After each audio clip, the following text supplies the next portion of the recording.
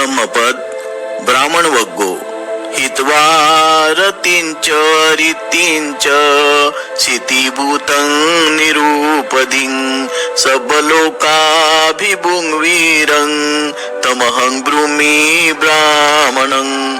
राग व द्वेष सोडून जो शांत व निरुपाधिक झाला, सर्व लोकांवर विजय मिळवणाऱ्या त्या वीराला मी ब्राह्मण म्हणतो. अर्थकथा. भिक्षुसंघात प्रवेश करण्यापूर्वी नर्तक असलेल्या एका भिक्षूला जेव्हा काही भिक्षूंनी त्यासंबंधी विचारले असता तो म्हणाला, त्याच्या मनात आता नृत्याबद्दल काहीच आसक्ती उरलेली नाही. त्याच्या जीवनातील या परिवर्तनाबद्दल आणि त्याने प्राप्त केलेल्या अरहंत पदाबद्दल बोलताना बुद्धांनी ही गाथा उच्चारली.